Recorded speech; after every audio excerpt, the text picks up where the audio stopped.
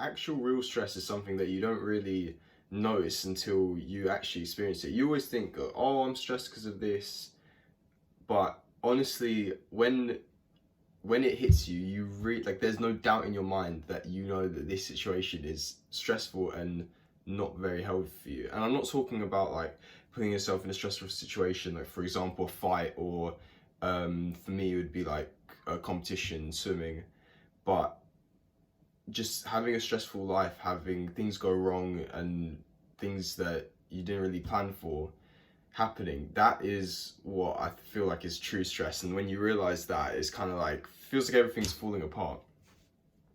And today I want to talk about the actual literal health implications of stress. All right, so something that's really common is like that everyone really knows.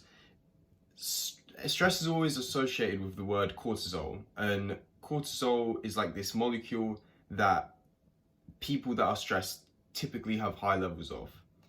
And a lot of like fitness influencers talk about this, and doctors and whatever, but I'm going to give you the short, sweet analysis from my point of view.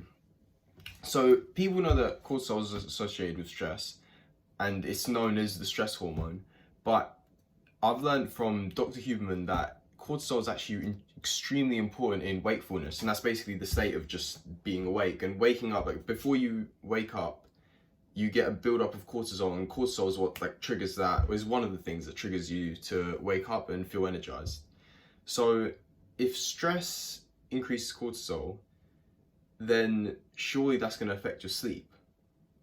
And I think with this new ring that I got, and I made a video on it, my last video, you can literally see the correlation between when I was fine and when I was stressed, and the levels of like my heart rate while I'm sleeping. And another statistic is heart rate variability. And heart rate variability, a lot of people literally, like, this is thrown around quite a lot, but a lot of people don't actually know what it is, and I've only seen it explained in a couple of like long form podcasts. And what it is basically, do you know how your heart beats like boom boom boom boom, like one, like in a 1-2 sort of fashion? It's the variable, so the amount of time between each beat, and the variability is like 0.5 between, this is an example, 0.5 between each beat.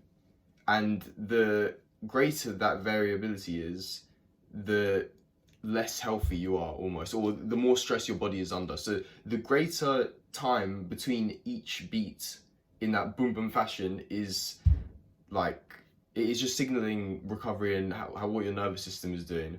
So the lower that is, typically the less healthy you seem to be, or it's because you've been doing intense exercise.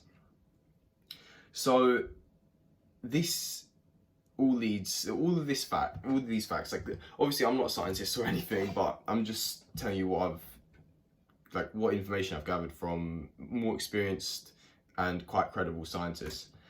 And all of this shows that when you're stressed, with the increase in cortisol, your body actually has a big impact, especially on sleep. And one of the factors of stress is not enough sleep. So it's kind of like this weird loop that it's quite hard to get out of. But I'm going to show you some data off the app that I've got and compare it from a while ago. My average heart rate used to be like 46 during the night, which is very good. Now it's gone up to like in the mid 50s, and it's all because I've been stressed. And if you look at my heart rate variability, obviously it wasn't amazing because I'm training, but it was significantly higher than it is now. And under 50 heart rate variability is considered like there's something wrong with you, basically.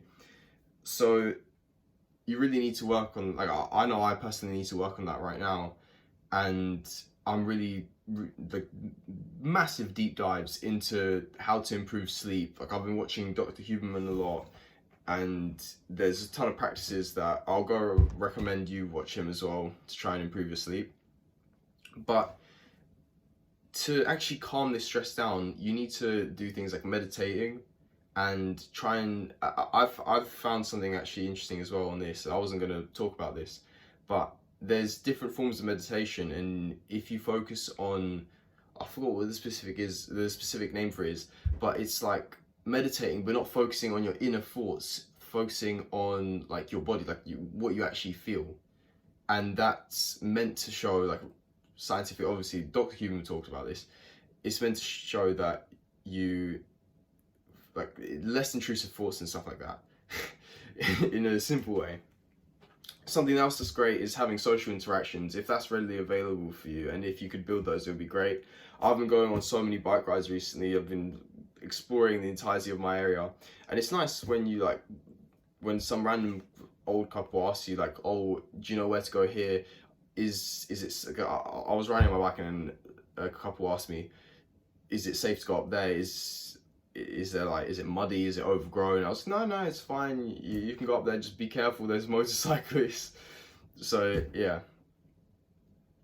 Also, journaling obviously helps, and that'll be mainly gratitude journaling. And that's just basically you write stuff that you're grateful for, and you need to think of this kind of stuff. So it doesn't have to just be your parents. Like, you can be grateful for this pen. Like, I'm grateful for this pen because it allows me to journal every morning. And then you can go deeper into that, like, with literally anything. I'm grateful for this ring. Like, I'm just giving you examples, but keep writing it down and keep going, and eventually, hopefully, your stressful life will settle down a bit. Alright, thank you for watching this video. Good luck with your life problems, bro.